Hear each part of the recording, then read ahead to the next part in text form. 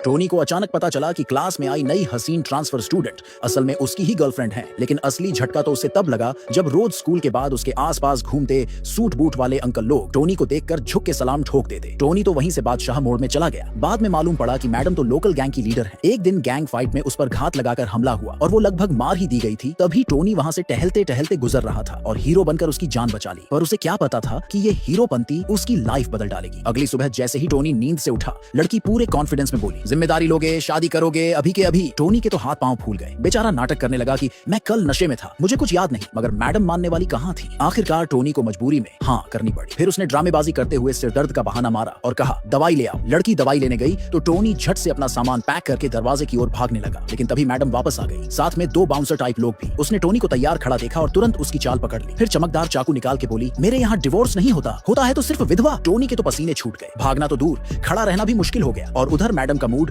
झट से गुलाब जामुन जैसा मीठा हो गया। लड़की ने तुरंत स्टाफ को हुक्म दिया कि टोनी को एकदम स्टाइलिश कपड़े पहनाओ। टोनी ने जब शीशे में अपना नया लुक देखा तो वो खुद ही हैरान हो गया। सामने हैंडसम छोरा खड़ा था। लड़की खुश होकर बोली, चलो मैं तुम्हें स्कूल छोड़ देती हूँ। टोनी के दिमाग में घंटी बजी कि ये तो बढ़िया मौका है भागने का। लेकिन जैसे ही दोनों बाहर निकले, टोनी का सपना धड़ाम हो गया। सामने सैकड़ों गैंग मेंबर लाइन में खड़े नारे लगाते दिखे। पूरा मोहल्ला गूंज रहा था। ये देख टोनी ने उसी वक्त भागने का प्लान रद्द कर दिया। स्कूल पहुंचते ही टोनी पूरी गैंग की सिक्योरिटी में वीआईपी ट्रीटमेंट के साथ उतरा। उधर स्कूल की सबसे खूबसूरत लड़की ने टोनी के हाथ में नाश्ता देखा और समझी कि ये वही रोज वाला लव ब्रेकफास्ट है जो टोनी उसके लिए लाता था। लेकिन इस बार टोनी ने उसकी तरफ देखा तक नहीं और सीधा नाश्ता अपने बेस्ट फ्रेंड को पकड़ा दिया। स्कूल ब्यूटी तो आग बबूला हो गई। आखिर सबको पता था कि टोनी हर रोज उसके लिए ब्रेकफास्ट बनाता है। अब इतने लोगों के सामने उसकी इज्जत मिट्टी में मिल गई थी। गुस्से में वो टोनी के पास पहुंची और पब्लिकली नाश्ता मांगने लगी। लेकिन टोनी अब मंगनीशुदा था, उसे किसी झंझट में नहीं पड़ना था। तभी स्कूल गेट से जोरदार आवाज गूंजी। टोनी ने टाइम बर्बाद नहीं किया क्योंकि उसकी नई फियांसे तो पहले से ही खौल रही थी और मौके पर ही टोनी को सबक सिखाने के मूड में थी। ये सब देखकर स्कूल ब्यूटी और भी जल गई कि टोनी की अब गर्लफ्रेंड बन चुकी है। स्कूल की ब्यूटी को लगा कि टोनी ने ये नई लड़की को सिर्फ एक्टिंग के लिए हायर किया है